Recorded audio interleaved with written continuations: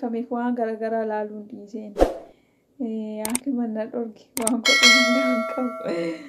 Yeroo baay'ee yeroo wanti wayii biyya keessatti ta'ee akkas ta'e gaafa jedhanu barreeffama baay'ee nama gaddisiisu gaafa argu niin aara beeytanii. Yeroodhaaf immoo haarii sanaa fi waa yaaduudhaaf qusadhu jedhamee jira. Sanii fi dubbii doktoraa dhaga'uudhaan online hedduu seenee waa dubbisuu kanaaf dhiisee ture jechuudha. Waas dubbataa hin turre. Kun akkuma ta'etu jiru osoo jiru guruupii wayii ijaarraniitiin ijoollee homaan beekne jechuun danda'u warruma osoo beekuu garaadhaan bitame. Ustaaz Rayaa Abaa macaa mana irratti gubuu maal gochuu waan akkasii yaadan waan nama ajaa'ibuudha waan nama ajaa'ibu ani ijoollee keenyaan jedha ijoollee Jimma maaliif ijoollee Jimmaa isiniin jedha beektanii ani ganda biraa keessa maaf arguu dhabe nama akka keessanii maaf arguu dhabe arsii keessa ijoollee wal ijaartee qeerroo wal ijaartee mana namarratti gubuu jettu maafan arguu dhabe maaliif Wallagga keessa Gujii keessa bakka garaagaraa keessa Oromoo bakkuma adda addaa keessa maaliifin arguu dhabe nama qeerroo wal ijaartee mana nama nagaa gubuuf deemtu mana gootaa gubuuf deemtu maafan arguu dhabe ijoollee Jimma malee maaf arguu dhabe maaliif warri kaanii akkamittiin diina biyyarraa ittisna akkamittiin biyya keenya Oromoo akkamittiin diinarraa akkamittiin ittisna jedhaniitiin akkamiin du'a Oromoo kana dhaabna jedhanii wal ijaaru isin immoo warra garaatti waa nyaachuu malee waan tokko hin barre mana nama nagaa fi mana gootaan guba jettee olii gadi dhamaata waan akkasii hojjettu nu sodaachisuu hedduu nu miti jechuudha nu miti akka Ustaaz Rayaa Abaa macaa nama guddaadha nama umurii isaa keessatti qabsoo keessatti dabarseedha beektaa hagabuu bulee nama caakkaa keessa turedha isin akka keetii waan tokko gootee hin beekne nyaattee aguu malee waan beekne akkamittiin maqaadhuma Rayaa haasofta akkamitti afaan keessan isinii danda'a isinii nama akkamiiti mee isinii nama akkamiiti dhugumaan seenaa biyya keessanii maa balleessitu ani koo kannaa ajaa'ibu isinii Jimma taatanii qeerroo Jimmaa jettanii ol waamtanii kan isin guruupii ijaartanu qeerroo kan seenaa balleessitu moo kan seenaa xureessitu moo kan seenaa namaa gadheessitu moo Rayaa Abaa macaa osoo beekte har'a ittiin boonta silaa namuma isin qabdantu Rayaa Abaa macaati waan seenaa ajaa'ibu keessa namuma isin qabdantu Rayaa Abaa macaati namuma Jimmi qabdu jechuudha silaa ofitti qabdee silaa goota keenya jettu maqaa nuti tolchee beeki isin keessa dhuguman isinii hima beeki namni maqaa nuti tolchee maqaa keenya iyyuu qabee dhaabaa jiru namicha kana waan nama ajaa'ibu keessa. Ani namichuma kana argeeyyu meera isin keessa namni ija qabeeduma gadi ba'eetuma waa'ee uummataa waa'ee Oromooti duu injira memenatti waa'ee Oromoo dubbatu ifaan ifatti mootummaa bira dhaabbateetiin mormu hin injiru isa tokkicha qabna isa tokkicha iyyuu raateessuudhaan mana namarra gubdu jettaa isin warra udaanuuf taraa wal eeggatu jechuudha. Isin warra udaanuuf taraa wal eeggatu mana namaa har'a mana namaa namarra gubuudha mana gootaa namarra gubuudha maal qo'e yoo mana Ustaaz Rayaa Abaa macaa gubdan yoo manuma nama gaarii nama qeerrooyyuu deemtanii gubdan isin jalatti kufee dhiifama isin gaafatuuf immoo nan balleessa jedhee isinitti hakufuuf immoo maal isin godhuuf mee natti maati namni manni irratti gubamee jennaaniin waa'ee mirga isaa falmachuu dhiisa jechuudha akkasittiin ilaaltani moo akkam maali uummanni sammuun doofee annaa ajaa'ibdan isiniin dhuguma isin maqaa biyya keessanii eegaartu moo akkamii jedhaman moo isin maaliif Jimma jettan inni kan biraa maqaan kun maalidha Oromoo irraa haddadha isan maaliif Oromoo kutaa 11 irraa Jimmi moggaatti achi ba'ee isin maqaa Jimmaatiin maaf nagaddanidha Jimmi abbaa qabdi qeerroo qabdi beeki har'a ijoolleen keenya mana hidhaa jirti mee namni karaa kamiini ijoolleen dhiira kan taate jechuudha dhiirri har'a Baalee keessa Arsii keessa Wallagga keessa bakka garaagaraa Oromoo guutuu keessa har'a dhiirri garamiini diina mo'annaa garamiin qeerroo keenya harka diinaa keessaa baafannaadhaaf olii fi gadi fiigdi agabuusii asiif achi garaa hidhattee fiigdi hati har'a garaa guuttattee qixxaa raafuudha waan tokko miti caatii har'a gurra afaan kaattee bultuuf jecha qeerroodha jettee ol ijaartee namoota doorsistan nu doorsistan ana mataa kiyya na doorsistan wama isaan na ajaa'ibaanaan ana mataan kiyya waan tokko faayidaa hin qabne waan tokko namaa godhuu hin dandeenye mana maatii kee irratti gubattee natti odeessiti qoy ati oo maatii kiyya gubuu miti ajjeeste Ani waa'ee mirga kiyya falmachuu ati maatii kiyya doorsistee waan dhiisu sitti fakkaata. Akkasitti fakkaata. Kun ittuu na caalchisa. Waan dhugaarra jiruuf namni na jibbe jechuu wanti biraan jiru beeki. Waan dhugaa dubbachaa jiruuf ilaaltanii akkasin dhugaa hin qabne haqa hin qabne akkamitti isinii barra beektanii namni haqa qabu haqa agarsiifachuuf dhufee nama wajjiniin taa'ee haasa'eetiin dhugaa adda baasuuf jechuudha. Olii namaa galchuuf jechuudha. Nama amansiisuuf nama wajjiniin ta'a utuu dhiira taate. Garuu isin waan dhugaa hin qabne hin beektanii namni waan soba isinirraa hin fudhanneefiyyuu silaa wanti ani itti nama siisu hin jiru dhugaan isaanitti himu hin jiru kan jedhuudhaan nama doorsistan. Maaliif karaa isin qabdanu karuma mootummaan qabu kana mootummaan dhugaa nutti himuu hin danda'u. Maaliif akka nu sobee jiru waan beekuuf nuti soba isaanii waan arginee fi har'a dhugaan nutti himamee nu amansiifamu hin jiru jechuudha. Maanni dirqiidhaan nu bitudha. Dirqiidhaan hajjeesaniitiin dararaniitiin mana hidhaatti galchanii maatii doorsisanii obbolaa jalaa ajjeesaa akkanan si godha mana sirratti guba jedhaa sossodaachisaa bituudha. Yaada mootummaa kanaati kun jechuudha. Arra isinis karuma kana fayyaddan utuu dhugaa qabaatte dhugumaan isinii amantii isin qabdanu maal isin qabdanu warra kana taatan kun keessattuu ani ijoolleedhuma jimma jetteetiin maqaa jimmaatiin guruupii ijaarratte ijoollee nagaa ijoollee xiqqoosee waa'ee sabaa sheer gootu waa'ee miidhama Oromoo dubbattu hunda irratti duultan ibboo rabbii keessan sodaadha amantiiuma qabdanii isin dhugumaan iyyuu dhugumaa otoo amantii qabaattanii ilma namaa lubbuun ba'aa jiru miimiin rabbii jedhaati nama nagaa irratti bobbaatanii lubbuu baasuuf gansaba walitti qabdaniitiin gaafa akka goota xinnoo saalfattanii ustaaza nama guddaa sanuu Mimi amantii keessan naa himaa gaasin isinoo maqaadhaa fi maqaa keenya nyaatte ati musliima miti ati jinnii miti jettaa olta guyyaa kanarra kan nama nagaa ustaaza kabajamaa waggaa meeqasiif jecha iyyuu mana hidhaa ture waa meeqaan dararamaa ture waa'ee diiniillee siddi dubbataa oolu maarra manarra gubduu fi ati maqaan keessa hundi keessa namni kiristaanni tokko hin jiru namni guruupuu ijaarree raayyaa abbaa macaa arrabsa oolu raayyaa abbaa macaatiin mana irratti guba'aa oolu hundi isaanii amantii musliimaa qabatanii jiran.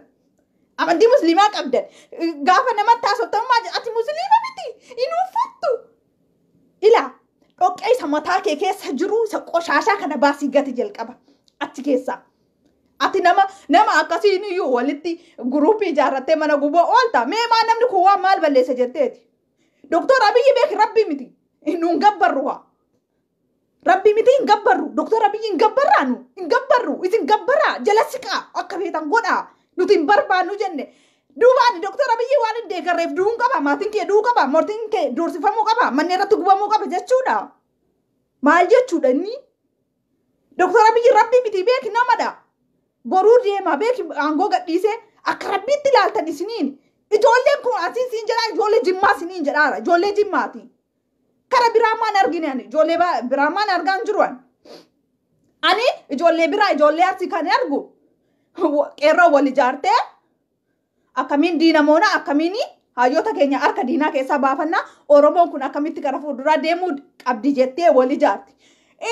Inni sammuun doofee moo mataan doofee akkamittiin hayyoota keenya ajjeefna akkamittiin ni jawa na dhiisa meemee namni raayyaa abbaa macaatti mala rabbii sodaadha isin nama macarrashaa ani isin gate akkasitti isin gate ani isin tufe jechuudha isinii gaafa akkas jedhuani warra maqaa jimmaatii fi biyya keessa maqaa eeguu osoo barbaadan dhugumaan isin diina jimmaati diina Oromoo jimmaa taatan Oromoo jimmaa moggaatti baaftanii maqaa isaaniitiin nagaddan jimma jettani nuti waa'ee jimmaan nu dhibaaraa isaa kanatti waa'ee Oromooti ani waa'ee jimmaan na dhibaa isaa kanatti ani waa'ee Oromoon na dhibee malee waa'ee Arsiin na dhibaara waa'ee Wallaggaa miti kana dhibee waa'ee Oromooti waa'ee Oromoon nu dhibee malee nuti waa'ee Arsii miti waa'ee Jimmaa miti waa'ee Wallaggaa miti dhageeffattee hin beektani isin Oromummaa keessan hin beektani warri guruupii ijaartaniitiin ijoollee waa dubbachuu deemtutti achi as dhuftan jechuudha.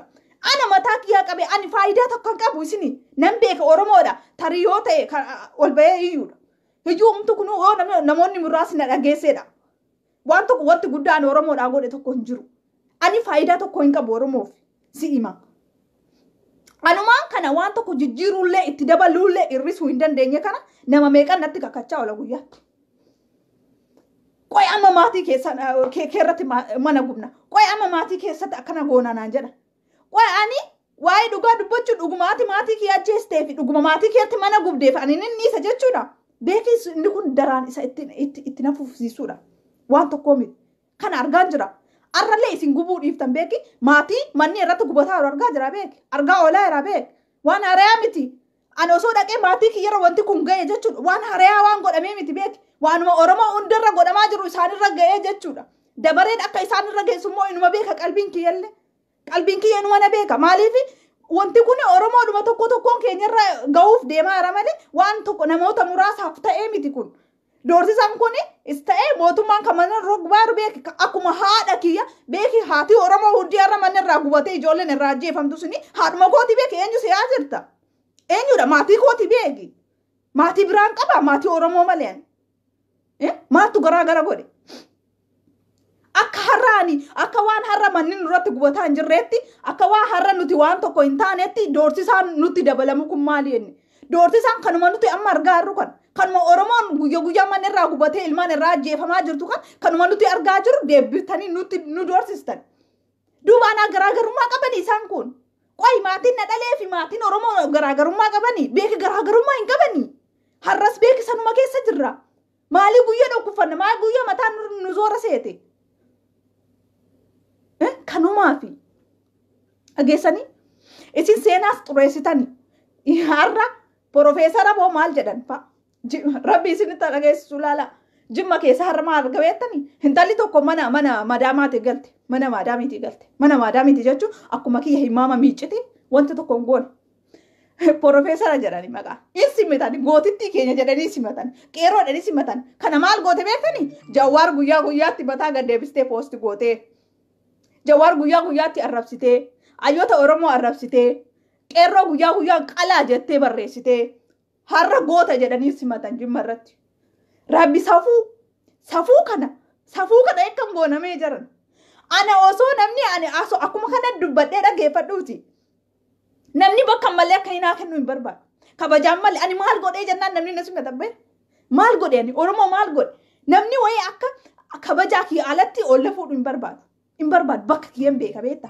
bakka kiyya hin beeka bakka ni waa godhe bakka wayii hin beeka mucaa kaddaamaa jechuudha kaddaamaa shintibeetii dhiqaa ooltu galgala gizee rifti argatte moo Jawaarii mataa galabaxxee gadi deebisaa oolte dhageeffadhu baqqalaa garbaa fa'a arrabsaa oolte Abiyyi moo goota kiyya maaloo kiyya jechaa oolte kanuma rabbi sinaa agarsiisu kanuma malee waan tokkitti wanti seen goote hin jiru kaadireenii fi wantoonni silaa nama gudda jedhanii ilaalanii dhaqanii simatan ani simachuun sunis miti baay'ee na kofalchiise beektanii maaliifi namni yaadu dhibeeraa jiran mataan deemuu eegalee hin jedhu kun akkami waansa egaa ani amma sadarkaa kanatti akkamitti jedhu kun biyya bulchaa jiru jedheetiin taa'ee ilaala beeki warri kun warra namoota jajjabaadha jedhamanuudha Jimma keessaa walitti qabamanii rabbi namatti warra sabsabaadhaaf Abiyyiin bakka buufatee Adaamaaf hageessuudha geeffadhu Jimma keessaa bakka bu'anii sabsabaaf bakka garaagaraa warra deeman warra ciccimoo intala wayii simatan ani hin beekuyyuu Jamar ani hin beekuyyuu intala sana garuu simachuu isaanii sababii intala kana hin beeku irraa haasa'uu hin barbaadu beektaa maaliifi namoota akka kana irraa haasa'uu hin barbaadu maaliifi nama wayii bakka guddaa yoo qabaate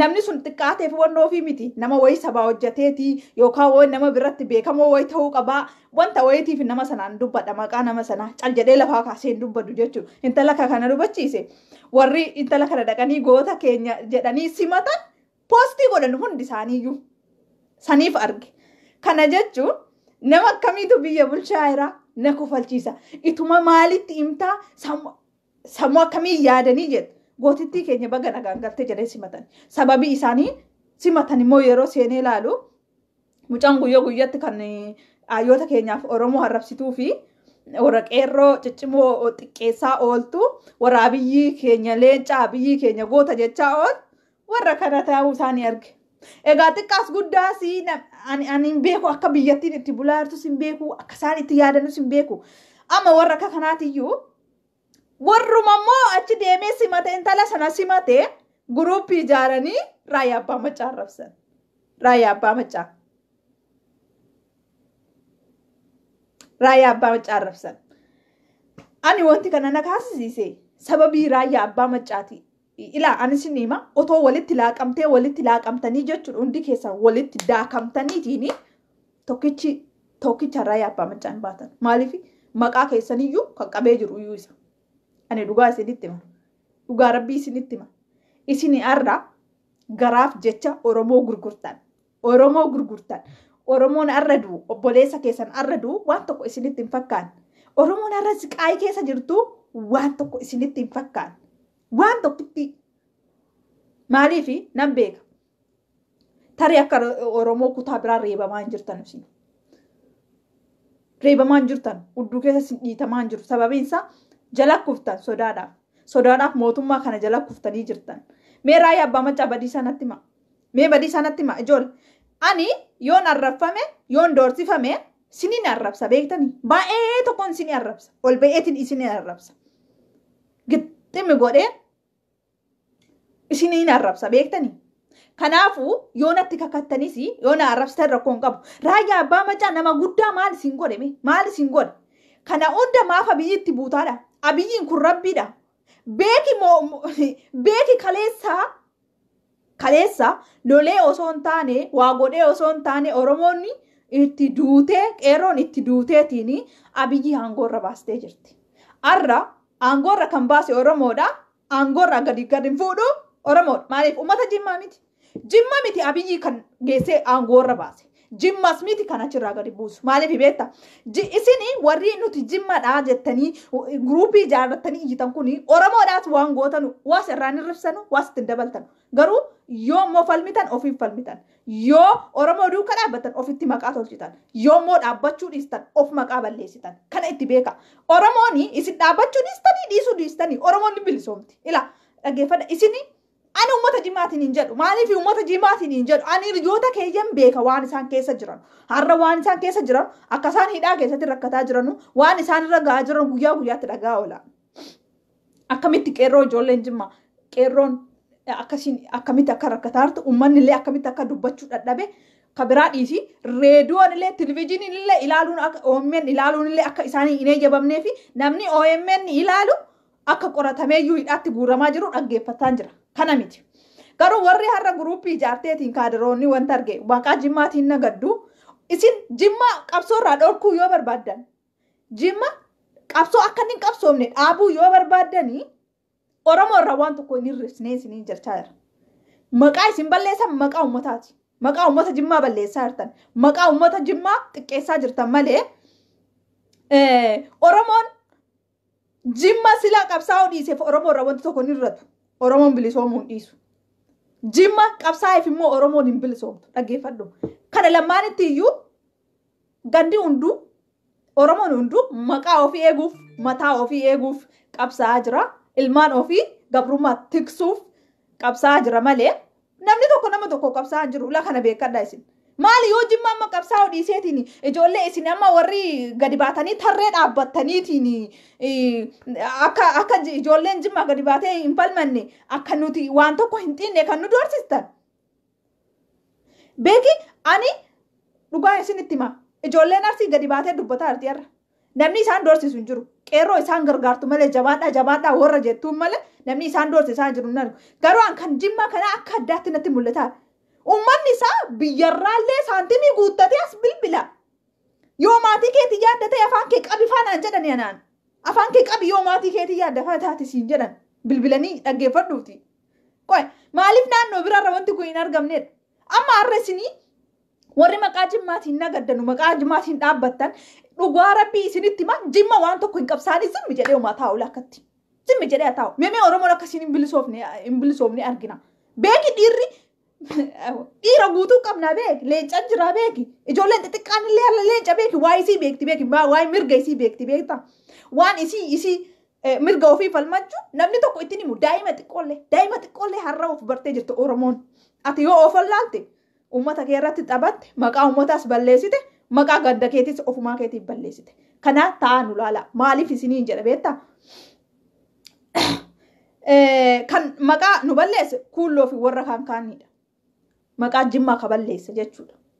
Garuu waan tokko isin hima. Warri isin akka zaranyaatti har'a Jimma sa'aatii 24 waa'ee Oromoo dhiiftanii waa'ee Jimmaa qofa dubbataa ooltan. Waa'ee immoo Oromoo qeerroo qabsoo irraa dogongorsu karaa dabsuuf immoo karaa daba itti godhaa jirtan kuni ila rabbi isini ima ganda keessa maqaa balleessitan malee waan tokko nama irraa godhu oromoo irraa maaltu irra tebbo ebo dhiirri artii keessa jirti hin argine moo wallaggaa keessa dhiira jirtu hin argine moo isin immoo shawaa keessa hin argine isin arargee faan argine ijool hin argine xiqqaatee guddaansee beeki ummata isiitii gadi baatee duutu hin argine dhiira beeki argineenu bakka maratti dhiira argineera dhiira biyya isiitiif falmitu jechuudha duuba isin Jimmaa dura dhaabbattanii akka uummanni gadi ba'ee falmine yoo gootan ofii keessanii maqaa keenyas isintu balleessaara taarika keenyas isintu xureessaara kana beekadhaa ta'a booda namni waan dha'ee akkana naan jedhanii maaloo seenanii akkana wanta akkasiin jirtu ofii keetii seenaa kan kee ofii keetii qulqulleessitee barreessita yoo barbaades ofii keetii xureessitee barreessita kanadha wanti biraan jirtu inni malee arra meerre ijoollee maaliif nuti dargaggoo arargee keessaa gadi ba'eetiin uummata isaa arrabsuu fi uummata isaa irratti roorrisu maaf arguu dhabeeyan wallagga keessaa maaf arguu dhabeeyan maaliif shawaa keessaa hin argine maaliif gandummaa abiyyiin akka isiniif fakkaatutti abiyyiin akka waan Jimma waa godhe wayii Jimma dhalchee isinii kennee geetan ilma keessan miti inni jalqabaa ilma keessan miti abiyyiin ilma keessan miti ilma guddifachaati ilma keessan miti waa ilma keessan hin taanetti odii ni xatina ilmi keessan eenyudha beektanii Raayyaa Abbaa macaati kaatataa maarra itti duultu ilma keessan isadha sinirraa dhalate Oromoo irraa waan dhalateef waa'ee Oromoo isa quuqa argite kanaafiyyuu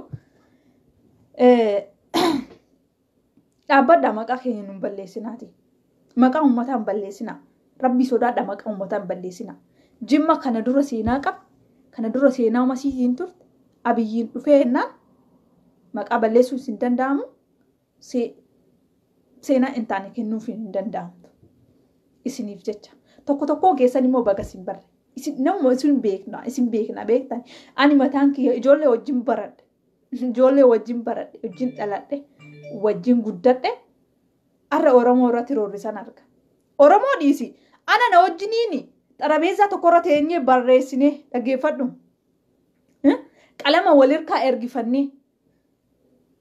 walirkaa ergifannee barreessinee guddanne arra maatii kan kee yoo najjeesinii naan jedha natti bilbilee maatii kee mee laali ijool akkanatti wal amansiisanii ani dhugaa kiyyaa fiyyaami ani bakka kanatti abiyyiin akkana godhee jira Acaaluu ajjeesee bakka kanatti nu sobee jira diraamaa sobaa nutti hojjetee jira akkana nu godhee jira jedhaani waan dhugaa ta'e isaa dhiyeessa inni immoo waan natti himatu hin qabu waan dhugaa natti himuu hin qabu wanti inni qabu carraa inni qabu tokko nama doorsisu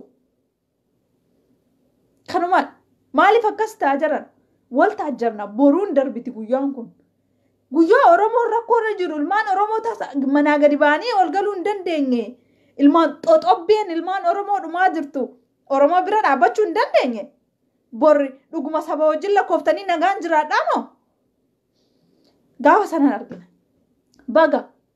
baga wal beekne waan tokko rakkoon hin jirtu rakkoon kunis hin darbiti gaafa sana immoo gaafa Oromoon milkooftee jette eenyu akka doorsifamu argina akkasuma isinii jedha nagaatti naa bulaa halkan gaarii qabaadhaa